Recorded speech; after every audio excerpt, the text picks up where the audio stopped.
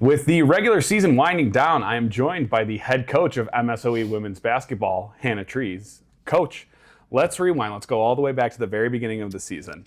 The STEM Classic, you guys host a 4-game tournament here at home. All engineering schools, Rose-Hulman, Claremont Mudscripts. I'm blanking on the fourth team. I apologize to whoever they are at the moment. First game, little rocky start, but you guys battle back to overtime. Don't end up getting the win there. Bounce back the next day, and then that kind of kicks off a run for you guys where you win, I think, 7 or 8 in a row. Talk to me a little bit about that opening of the season here and then that ensuing run. Yeah, it was Case Western was the other. Case Western. I apologize to them. No, that's all right. Yeah, I think it was a really good, it was a good tournament to start because the level of competition was high, which was great. Sure. Especially, that first game against Claremont Mudscripts, like they're doing really well this season. They're super well coached. They run around, they fly around. Yep.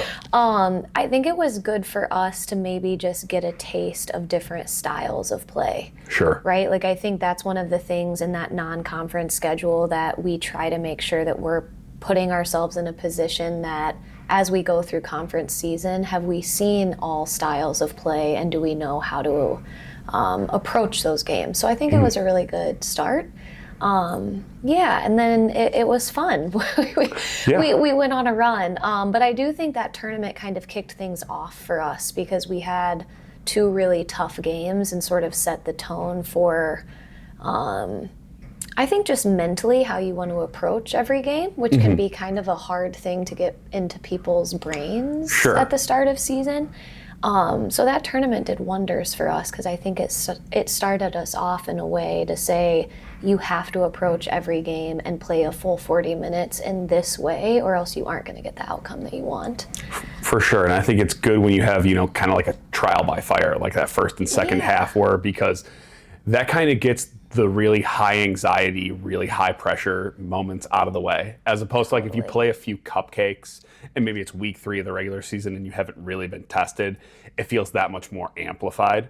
Whereas doing that in the first game, it's like, okay, we can respond to this every subsequent game after because we've already been here. Yeah, and we know we can do it. You do see kind of what you're made of in those moments, right? Because it's easy to say, okay, well, we did not show up the way that we wanted to in that first half. For sure. Like, let's just get ready for tomorrow. It showed me a lot about our team and the resilience that they have, I think. And we've seen it now throughout the year. It's given me a sense of calm because I'm like, in every situation that we walk into, I feel really strongly that they are always going to rise to the occasion and they always keep a level head, which I'm super appreciative of. And it's awesome to see that. Let's talk a little bit about Puerto Rico. You guys went there right before Christmas time. Talk to me a little bit about how that opportunity arose and then what were maybe the best parts of that trip, and then was there anything unexpected in Puerto Rico that maybe you weren't expecting but was a pleasant surprise or unpleasant?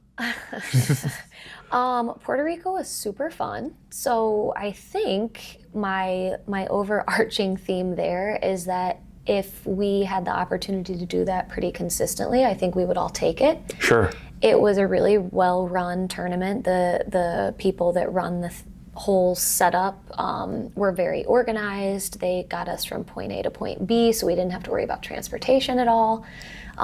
So it was very fun. The weather was great. And being in Wisconsin in the winter, you really appreciate the weather almost more than anything else. And then again, the competition was great. Yep. I mean, you get to play, funnily enough, 2 Midwest teams in Puerto Rico. Everyone's trying to get away from the cold weather. But 2 really talented teams and 2 teams that play very different styles. So it was really fun. I mean, I think, again, just one of those times where we rose to the occasion and we competed really well. I think sometimes when you go on those trips, it's hard. It's hard. You want to have fun, and you're not sure. I think as a player, you're not sure where the emphasis is. Yeah. Am I supposed to be having fun? Is this all business? Right. And I think you try to have both. You try to have your cake and eat it too. Correct. And whatever comes of it, comes of it. That's- as long as you that's stay out of real trouble. That's right. I think That's you're fine. right. And the team, I think, really enjoyed themselves. And so I'm always happy when they can spend quality time together and really have fun, and then still come out in moments when it's important that we're about the business of playing the game. For sure. They were able to turn that on consistently. So I was really proud of them. I thought it was a great trip. I think they had a good time. We only had one minor snafu with an ear, and so we'll take it, right? Like we'll take it if that could be consistent with going to somewhere warm like that and getting really good games. It would be a no-brainer to do that all the time. Out of respect for that player, we won't divulge any further information on the year, but they know who they are. And also, just to piggyback on that, when we send out stuff for senior day, a lot of times, when you ask, what's your favorite memory?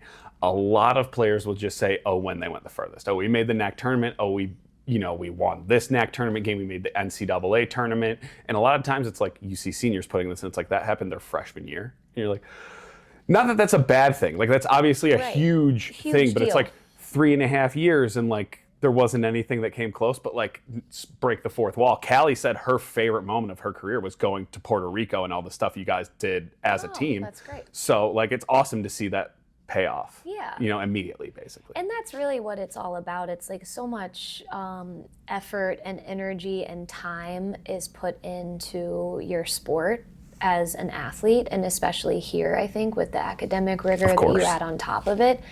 It's such a nice thing to be able to give the team some of those added benefits, I guess. Of course, yeah. It's such a cool thing, and it's well deserved because they put a lot of time, effort, and energy into getting better, and the amount of time spent in here working on their game when they could be doing something else. It's really nice when we can get basketball to be the reason that you get to go to Puerto Rico for 5 or 6 days and have fun with your friends. Of course, I'm sure for some of the girls on your team, that was their first maybe real vacation they've ever taken. Like, I know when I went to Florida with baseball, that was my first time being outside of the Midwest in my life. So I was like, I love it. That's yeah, good. It's awesome. Yeah. All right, let's break things up. Let's do some random questions here. I've asked everyone this one so far. We've gotten answers across the board. I think I personally have been convinced. I've had my answer changed.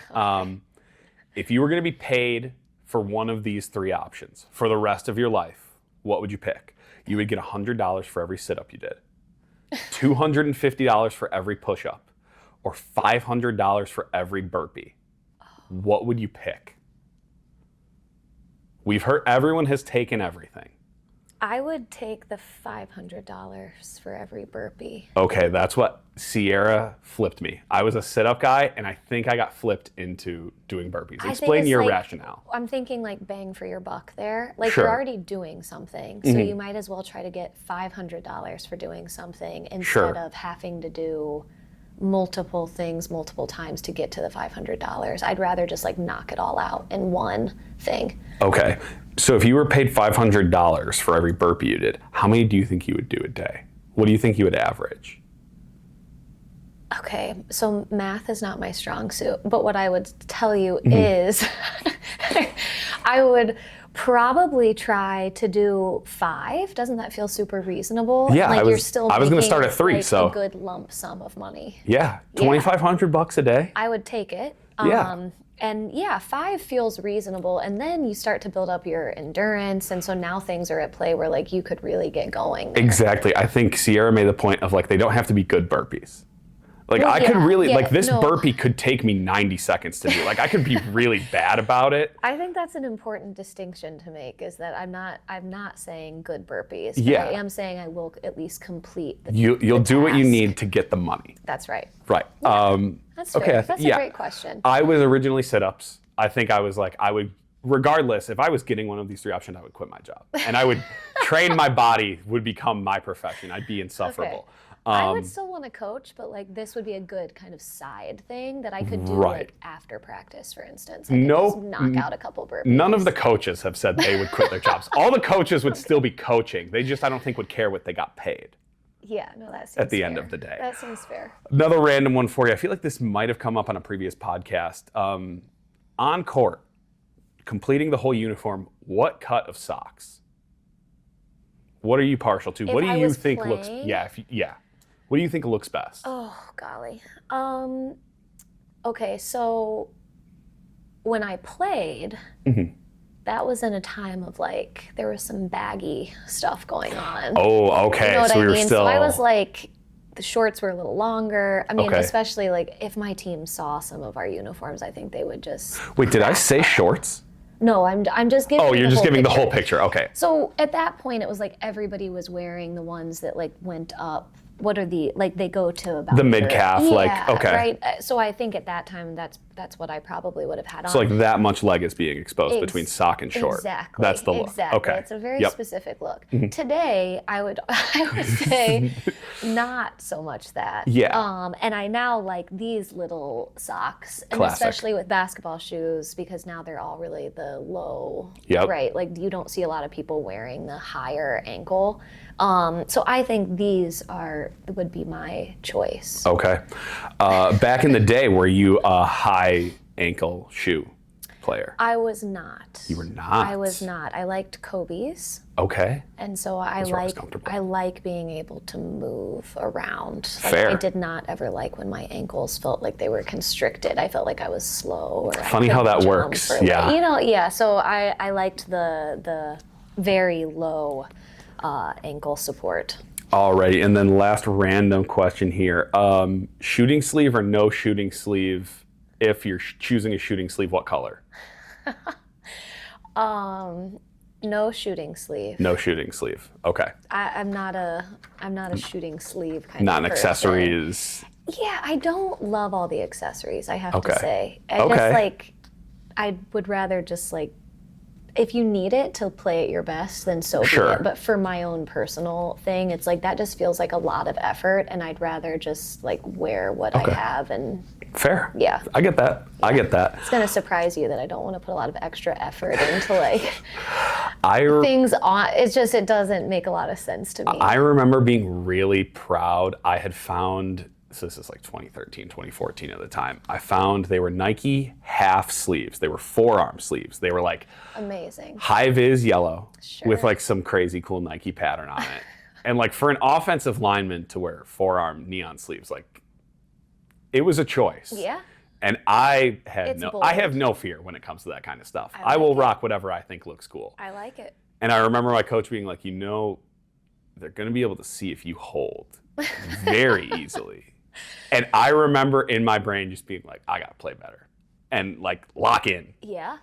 I mean, so There you go. that's actually a real benefit because you're like, I have to up my game because Yeah. they're going to see certain things. It's, it's a big choice. It's a bold choice to It wear is. certain things. It is. I even think with some of our basketball shoes, like we generally are all wearing like white or gray or red or something like that. 'Cause I Sure. think when you wear really bright colored shoes, it's more likely that people are paying attention to your feet, which seems more likely that they see if you lift up your pivot foot accidentally or Sure. you stepped out of bounds. It's Sure. like ultra clear.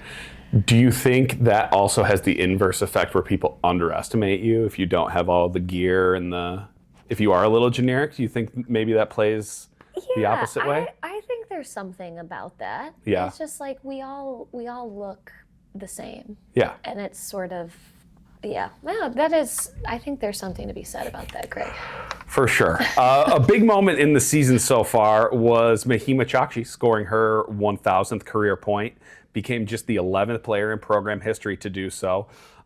Talk to me a little bit about what she means to the team and what it was like to witness that as a coach. Is that the first player you've had score their 1,000th point while you've been on the bench? It is. Is that a little weird to have that happen and like you were there for every point? Yeah, Yeah, it's really cool. Yeah. I do, that's one of those things, I have had that happen when I was at Lake Forest as an assistant, but this would be the first time that someone I recruited to come and play for me has gone through the 4 years and gotten to that mark. It was really cool. Mahima is somebody that I think is just such a team first person, and I think the work ethic, and so all of those like things that coaches love, she embodies a lot of that. So I think it was really special to see her get that, because scoring is not something that she's worried about. And so it's really cool to see somebody that's a little bit more willing to just kind of do whatever the team needs them to do in that day, to get to that mark and show that you can still score. You know, that's a consistency throughout 4 years. Yeah. With that not necessarily being at the forefront of your mind, I think is a really special thing too. And she's such a hard worker. Like when you talk about what does she mean to the team, she sets the tone, I think, for a lot of the things that we do, the work ethic, the film, the taking constructive criticism. She just sets the bar really high, I think, for that. So very special, well-deserved for her, and I'm very proud of her, and I think she knows, like, she is a point that has like kind of shown our turn as a program, and so I was really happy for her. It's a lot of time spent. And as an observer, excuse me, you talk about your team maintaining that even keel.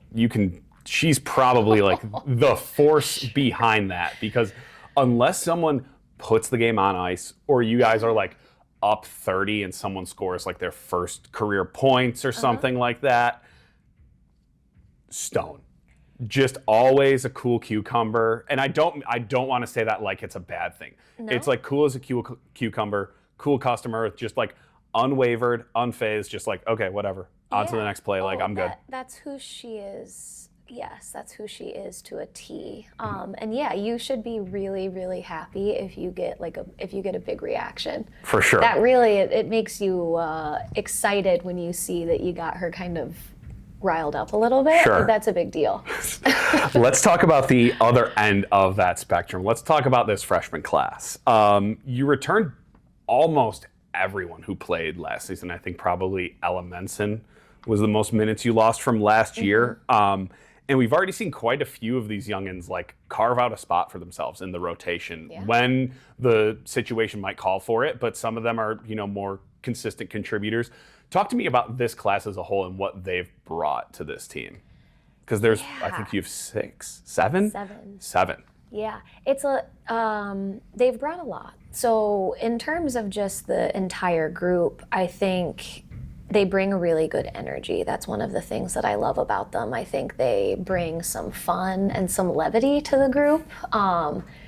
And I enjoy that in practice. I think they often are just kind of silly, which I like. And then in terms of the basketball piece of it, they have put a lot of work in to start carving out minutes for themselves. And I think for us, we knew going into this year to kind of try to take that next step and to continue to get better, we needed more depth. So we need to be able to bring in a certain number of people depending on the game. Like you're saying, right, every game is different, but we knew to be at our best, we really needed some more depth. And so I think they've done a really good job of consistently getting better. The work ethic has continued to grow. I see them in here now getting shots up and following the lead of the upperclassmen. So to see their improvement, I think, again, just well-deserved, and the more work that they put into it, they have the potential, I think, to be a really special group as they kind of go through the program. For sure, and I'll call out a player right now, and I don't mean to belittle her, but like someone like Anna Richards, who maybe hasn't seen the most playing time, but I see her getting individual work working on defensive rotations with you in the gym. So it's like, she clearly cares. She wants to be on the court. Yeah. So that's awesome to see, especially as a freshman when a lot of people will be like, hey, it's my freshman year.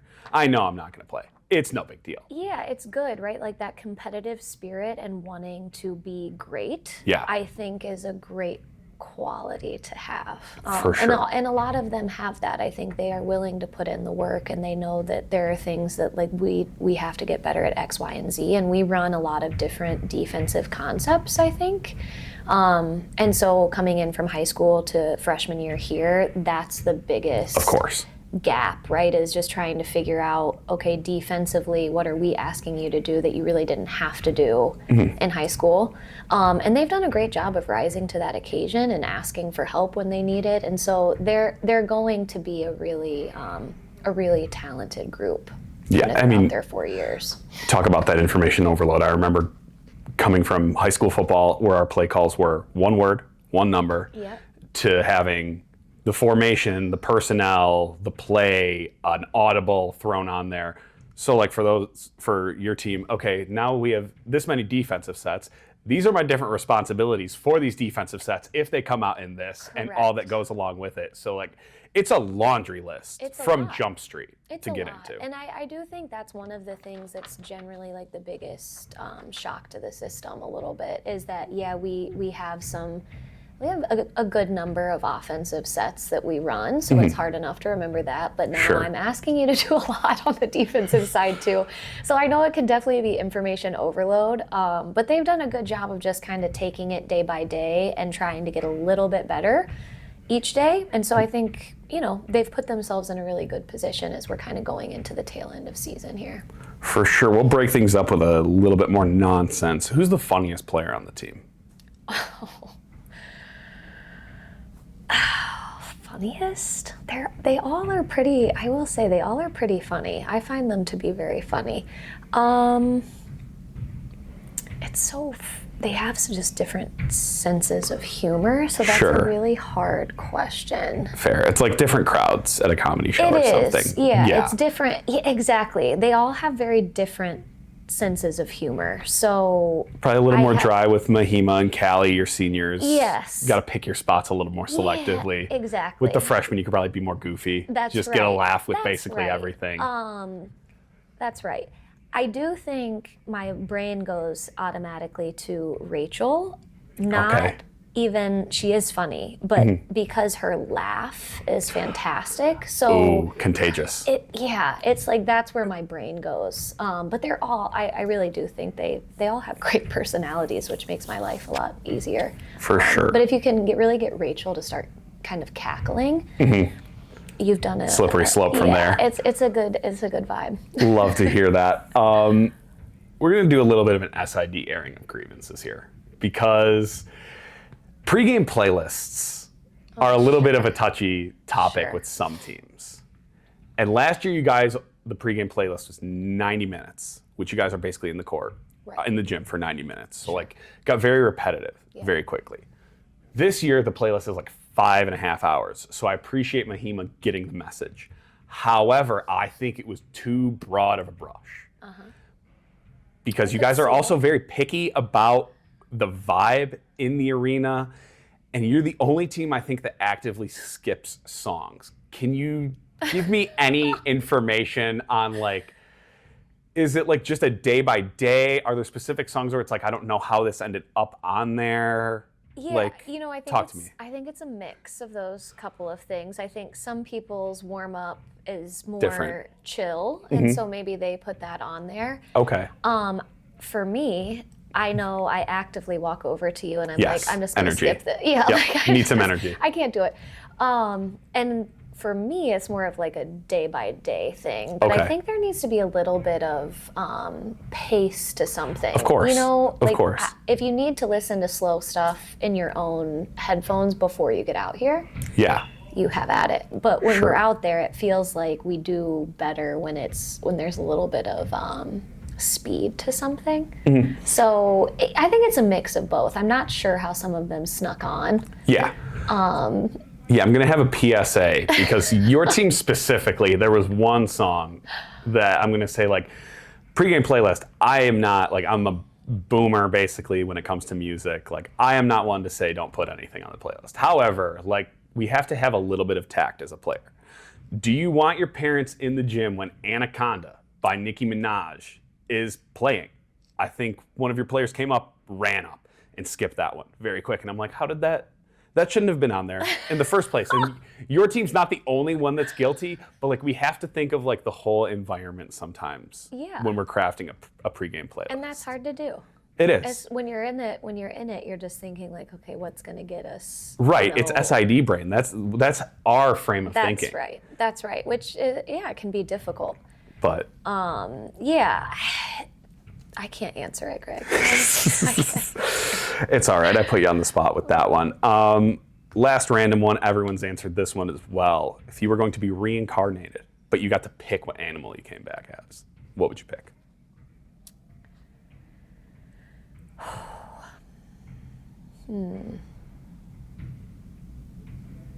That is a great question. I would pick a bird of some sort. I'm not sure what bird. Okay. Because I think it would be really nice to like fly around. Don't you just think it would be a nice freeing feeling of just like, you're just sort of zipping around there? I can't remember what Malachi's was, but the other male coaches we've had, Shane and Bill, both picked bald eagle. And then Tara and Sierra both picked being a very rich person's very pampered pet. So okay, that's actually we've fallen into one of two camps. Either I want to be pampered or I want to fly. Yeah. So maybe you could be like a really rich person's bird. Maybe you like split the middle there. So you're like pampered but can fly. Yeah, I can still like get out and around a little bit. Like does a bald eagle, does that seem like that's your... I'm not sure that I'm quite that intense. Sure. So that feels maybe like a step above what you're shooting for? Okay. Yeah. I don't want to be prey, so so you need some size. Yeah. There's something to be thinking about there. But is there like an in-between bird? I was gonna say like a hawk. Would that be? That seems fair. A falcon, I think. something like that. Like. Yeah, I could. One of those. That's what I don't know which one the fast one is. I could get on board with that. Something like that. But yeah, a bald eagle feels like pretty intense, and I'm not sure that that's my energy if I'm reincarnating. 100%. And then even more random, if you were going to come back as an inanimate object, what would it be? Oh my God. These have been, I don't even remember all the answers we've gotten for this at this point, but they've been goofy. A lot of them have been very like directly sport related, but like Shane Reed was like, I'd want to pick a random room in a random building and just be a brick so I could hear every conversation that happens there. And like Tara picked like being a car tire so she could see the whole world. But then like Bill picks a stopwatch. Oh, sure. I think Malachi probably said something similar. I don't know. I'm sorry, Malachi. Yeah. Sierra said like a softball bat. So once again, random, sport related. There's two lines of thinking. There's quite a spectrum going on. That is a great question. I do like the idea that Shane's talking about where you could hear some things or still be involved. Although, are you hearing something if you're an inanimate object? I mean, that's a whole other... You're getting... How deep are we going there? I don't know. If my soul is in a brick, does the brick now... Yeah, what's the situation? I think then I would go more with what Tara said. I would need to be something on a car. Like, what's the thing that you put around that front license plate that goes onto your car so then I would see everything? A license plate holder. Yeah. Yes. Okay. I was thinking there might be like a fancy name for it. No, it's just a license maybe there is, holder. and I just but we get it. It's a license plate holder. So then I can see everything, and you can still like. I like that zip more. Around. I like that. That's a good one. All right, let's get back on track. Okay. I think we're back on track. Okay, yes. A voluntary decision, no technical difficulties. We just did a quick outfit change because the feng shui needed to be changed in the room. Right. Coach, I'm going to ask you about your sophomore class. Lana Curley, a returning first-team All-NAC selection. Shelby Glodowski, not an All-NAC selection, but immediately cracked the rotation as a freshman. And if she's not starting, she's one of the first subs off the bench every single game. What have those two done in their short time in the program to make themselves so effective for this team? Yeah, good question. Shelby and Lana, I think, are kind of the epitome of hard work, right? Like they are constantly in here getting better at things. And I do think that's part of the reason that they've been so successful. If there's a day where I don't walk into my office at around we'll just say 9-ish. Don't want to tell ourselves at all. We're around 9, right? If I don't see Shelby in here shooting, I immediately wonder if something is wrong because she's so consistent with it. Right. And the same thing with Lana. I mean, not maybe at the 8 a.m. time slot or the 6 a.m. time No, if you watch the podcast with Coach Santiago, you can see Lana getting her shots in now. So definitely in here just later in the afternoon. More like an afternoon time, right? But I just think both of them, they work so hard and they want to be great. They want to be great individually, but they also want the team to be great. So I think having people that have that work ethic, they're good communicators, they care about the betterment of the group. It's such a privilege to have those people when they're only sophomores. Right. Because sometimes there's a level of maturity that needs to come about for you to start to feel really like the team first concept. And I just feel like with them, that's who they are. That's who they've always been. And so it's a fun group. For sure. To push back on you just a little bit on that, when you say putting the team first, what are some things you see of maybe players that don't understand that team first mentality when they first come here? What are some of those things where you have to maybe the bad habits to break, if you will? Yeah, that's a good question. I think for everybody it's probably a little different. But I think when you get into college, it's really hard because you're being asked to do things that you probably haven't been asked to do in the past. So my brain always goes to defense. Right. A lot of it is just getting people to understand the level of intensity that you have to have on the defensive side of the ball, at least here at, like it's who we are. So you have to bring a certain level of intensity defensively that maybe in high school you didn't have to have because you're a really good scorer. Right. So the defense was sort of secondary. And here what I'm asking you to do is be great at both. For sure. For sure. Yeah, it can be difficult. And talking about team first, I think that goes hand in hand with your junior class of players, because I think while maybe Danny is a post first player, can certainly defend on the perimeter, can definitely pop out and shoot a little bit, but the rest of that class is all basically positionless, can shoot, can drive, can work their butt off on defense. Talk to me a little bit about how that team is kind of like shaped the culture here, or how the culture of the team has helped shape that class. Yeah, that's a good question. What came first, the chicken or the egg? Right. Yeah. Yeah, that junior class is really special. I do think getting to coach them for the baseball hits the door. Getting to coach them for the last couple of years, you see that they are willing to do whatever is necessary to help the team win. And I think that goes across the board. All of them kind of fit that mold. And again, just hard workers. I mean, there's just nothing else to say about that group other than just they don't care what you're asking them to do. If it's going to help people, I think they are willing to do it. And so as a coach, you love that sort of person. For sure. Like a bunch of Swiss Army knife type players, if you will. Great. Like so multidimensional. And I think with the hard work, they've made themselves more multidimensional, right? Even if you came in and maybe you were a really great shooter, I think now because of the work put in, you're a great defender and you're really great at getting to the basket and making good choices. And so they've really expanded their arsenal across the board with that entire group, from being maybe great at one thing to now I feel like they're great at multiple things. It's really fun to watch. Yeah, no, I mean, you can talk about someone like Helena, who was, I don't know if she was second team or an honorable mention her freshman year.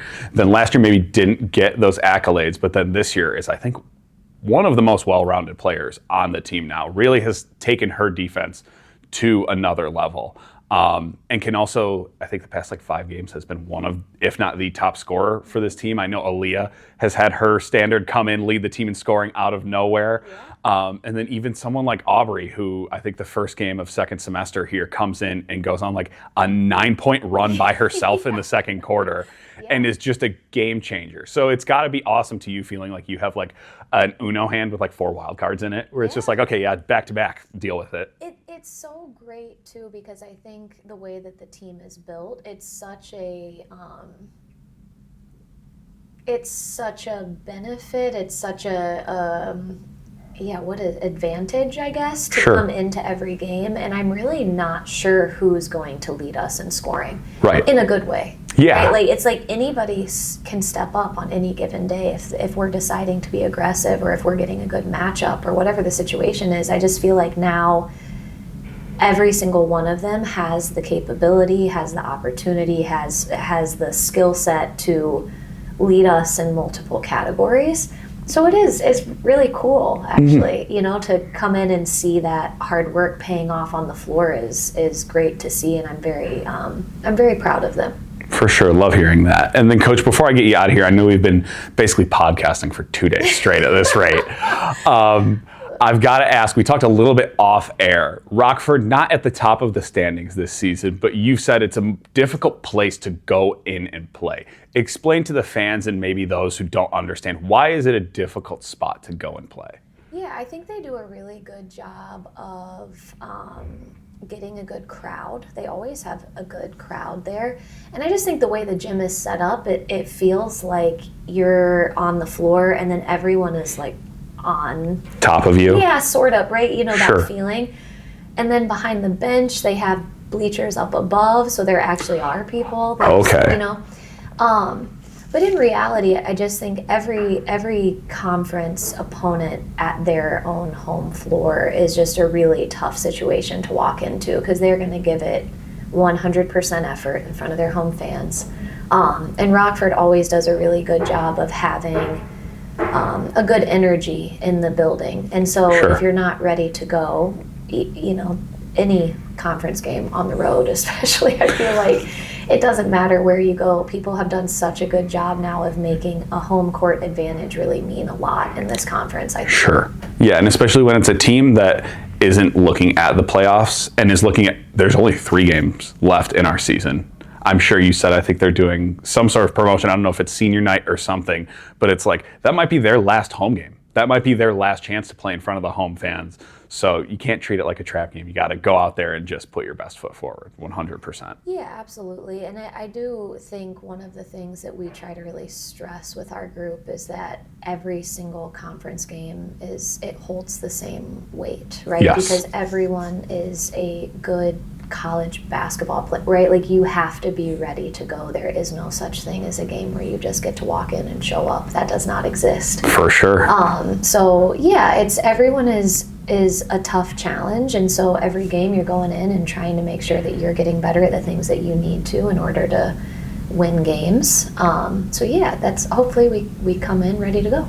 Hope so, Coach. Wishing you and the whole team good luck as you head out to Rockford this weekend, and then to St. Norbert, and then to Aurora, and then we're ready for the NAC playoffs, baby. That's right. It's go time. That's right. All right. Thank you for taking the time to chat with me, Coach. Appreciate it for 2 days. Yeah. Woo.